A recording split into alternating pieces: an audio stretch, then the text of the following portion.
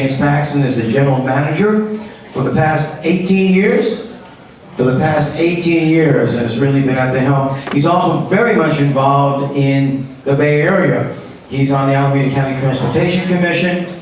He's a board member at Access Community Health Center, the Alameda County Workforce Investment Board, the Association for Commuter Transportation. Has been a member of the Bay Area Council and has worked within the city of Pleasanton in a variety of capacities. So not only does he have a great responsibility of keeping Hacienda Business Park at the forefront and making it the jewel of Pleasant's business community, but he's also incredibly involved in making the Tri-Valley a better place for all of us and our clients. So please welcome James Paxson.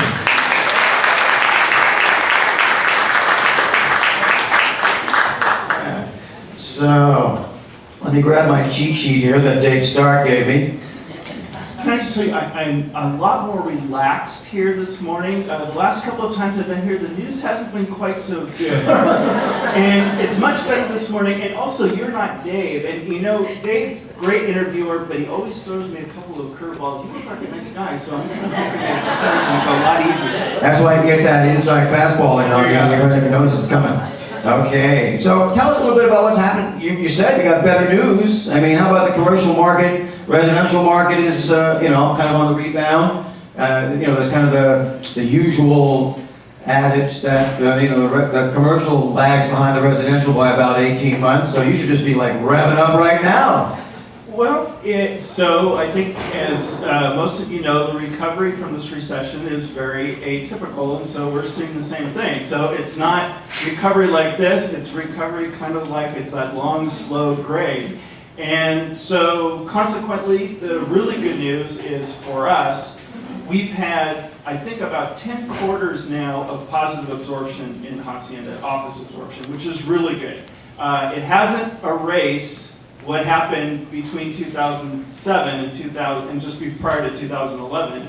But we're on our way back, and there's a lot of good activity going on. The second quarter of this year, things started to slow down again a little bit.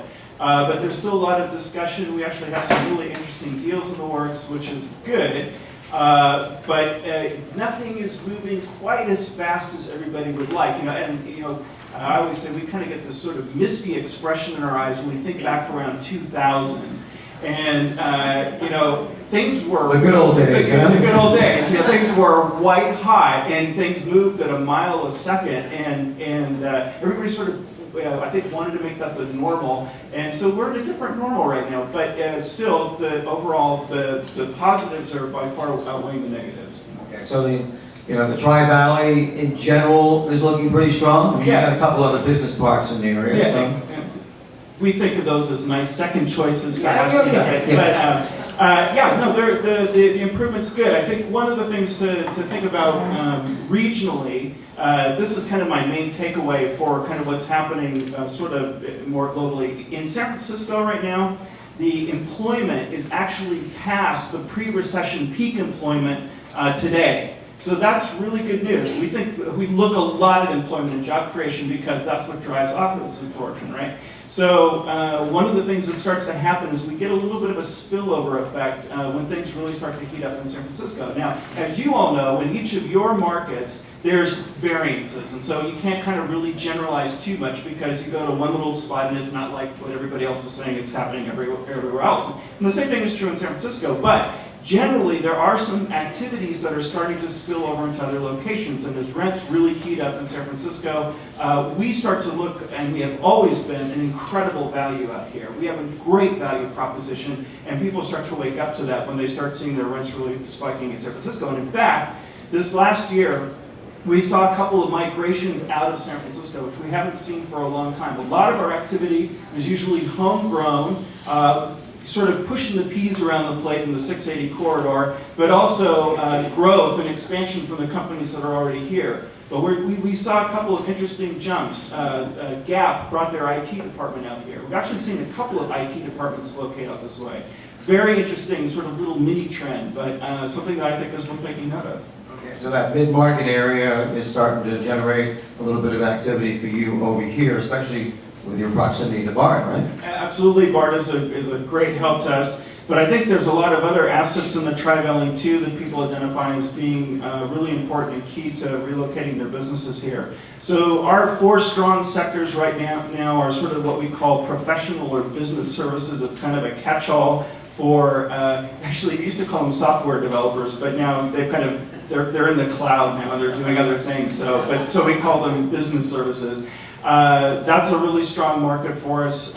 Medical is interesting on 2 fronts. One is the biomedical. We have sort of a very well-defined niche of biomedical industries and biomedical manufacturing that's happening here. It's really fascinating. One of the reasons that happens is because of our proximity to the labs, and a lot of the technology that's in the labs kind of spills over into that area. But healthcare. Healthcare is starting to really pick up in terms of a very strong niche market. And so health providers, not so much the people who are developing new health technologies, but the actual health providers themselves are very strongly attracted to this market. And you're seeing a lot of activity from the major providers, Stanford, UCSF, and others who are very interested in coming out to this market. So you're going to see a lot more of that in the future. The other one is, that's kind of an interesting niche for us too, is what's called advanced manufacturing.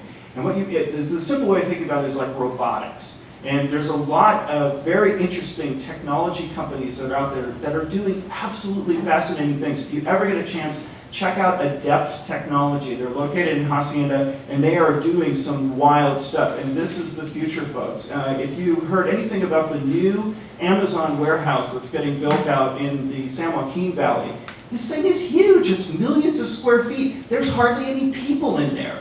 It's all operated by machines and some guys, sitting and throwing switches every once in a while and checking to make sure the air conditioning is working. But so the development of those technologies and those robotics development is happening in the Tri-Valley. So speaking of that, and you kind of touched on that, so you mentioned the gap. 2-part question. What other companies have moved in, not just from San Francisco, but up the 680 corridor, coming up from San Jose and from the Silicon Valley? And then 2, you mentioned kind of the spillover from iGate, I would imagine, some of that project there. Are you starting to see some effect on Hacienda Business Park from those 2 sectors? So again, we don't see as much moving in from other areas. We do see a little bit. One of the recent examples of that is a company called VREN. Now they're actually based in Hercules, but they've been doing some acquisitions in the area, and one of their acquisitions is actually located in Hacienda now. They're just finishing up their tenant improvements. But they took down around, I think, about 45,000 square feet. So it's a nice, another new biotechnology company. iGate is interesting. If you don't know about iGate, iGate is the initiative. It's got actually a number of things going for it, but I think one of the primary purposes of it, and to me, if it's at all successful, what it does is it takes all these great ideas that are developed in the labs and then brings them out into the public sector and monetizes them. We haven't really seen a whole lot of that yet, although there's the kernels of it. I think the idea of it is sound.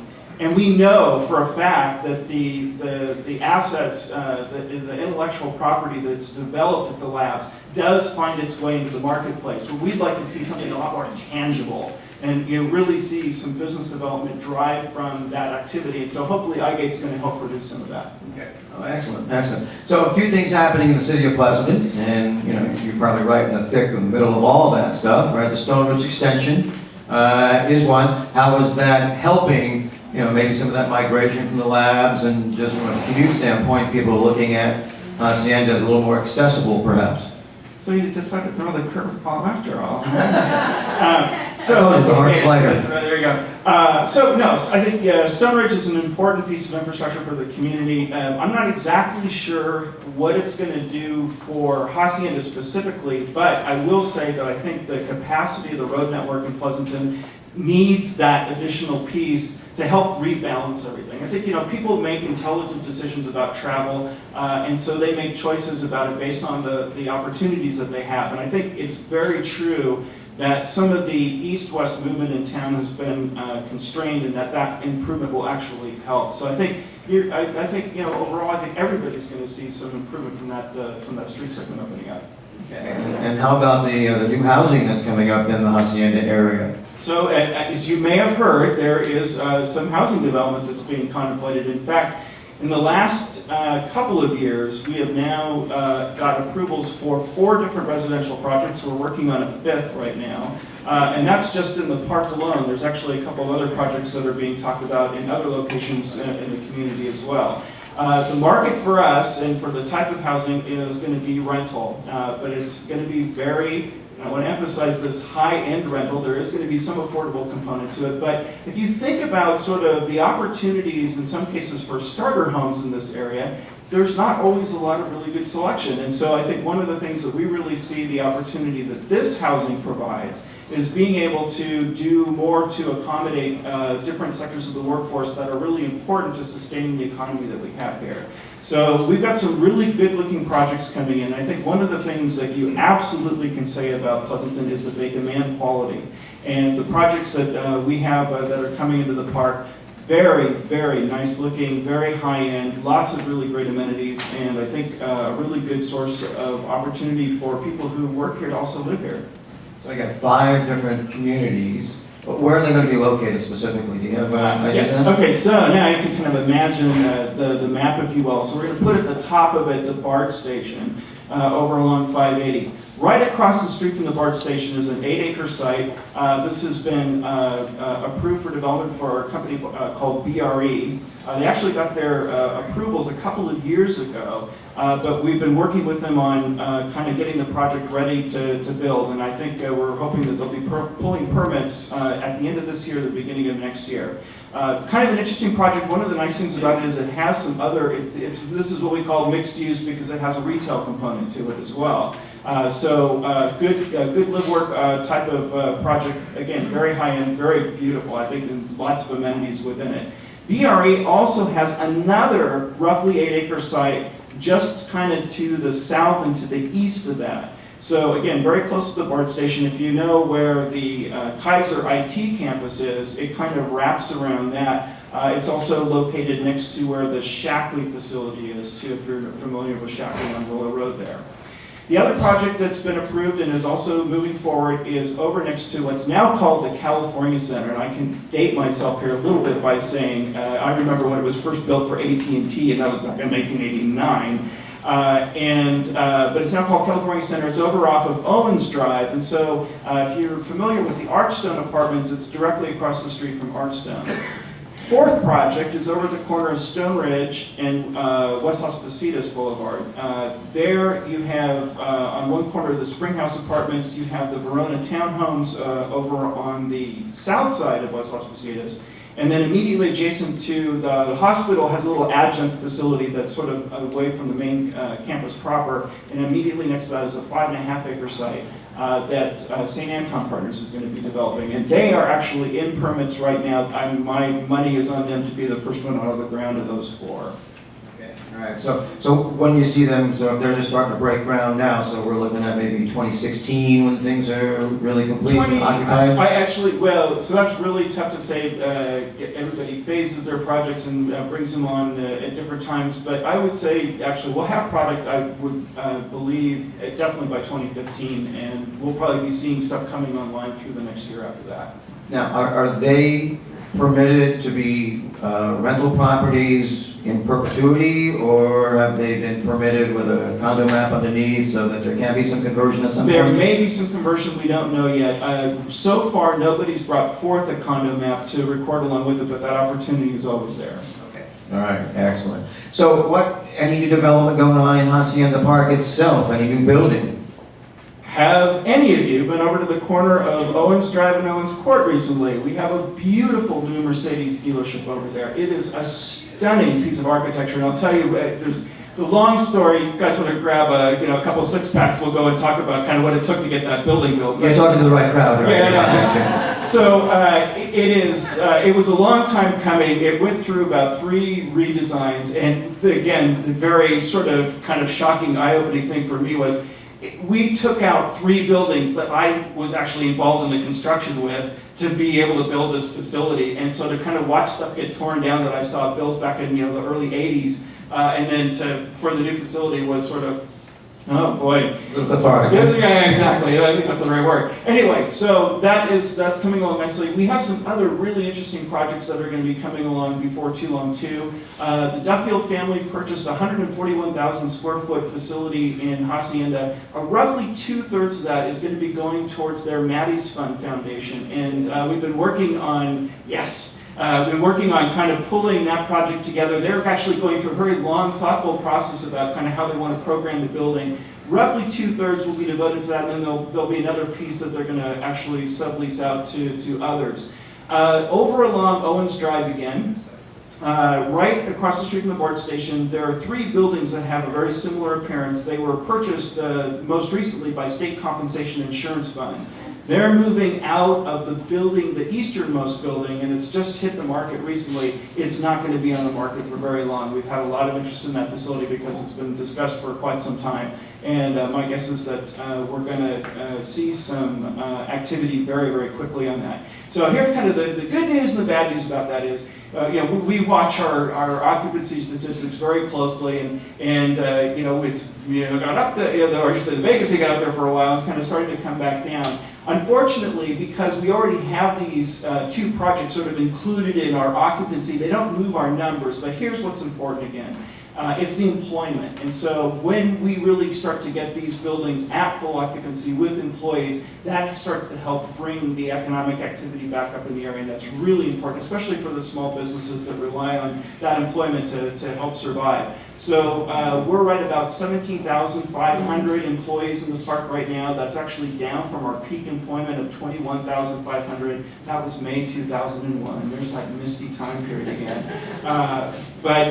So we got some rebounding to do, but this is going to really start to help bring back that level of economic activity back to the park. We got time for maybe 1 or 2 questions. Anybody have a question for James? Bill? Uh-oh, from a tenant too.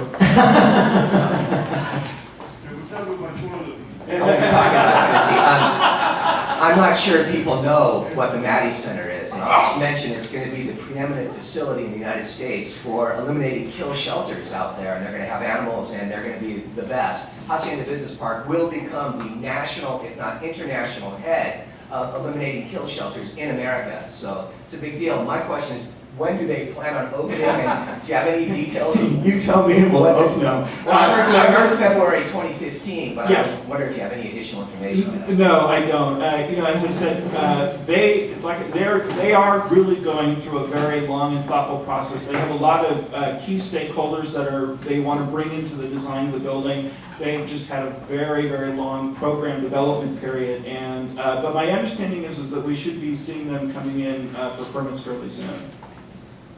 1 more question. I was wondering if you have any updates on the Iron Horse Trail at all. I absolutely do.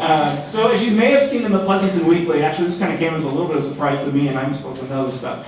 It looks like the opening is getting pushed out to January of next year. So we were supposed to be finished by November. If you haven't seen this is really, we're very excited about this piece of infrastructure because it really helps do more to create a more pleasant environment in the park. And we like to bring in improvements that do that. And I think this is, not to digress too much, but I mean, we've really been trying over the last 15 years to focus very much on the type of place that Hacienda is. And I think one of the things we want to make sure is that we're relevant, that we're an important and desirable place, not just for the last 30 years of our existence, but for the next 30 years and beyond. And I think bringing in these types of amenities is really key to that. So if you go over, and especially if you drive across Owens, Hacienda, and West Las Positas, you'll see big chunks of the median being taken out. And this is actually where the Iron Horse Trail is going to be coming through. And they're going to be built, the segments in between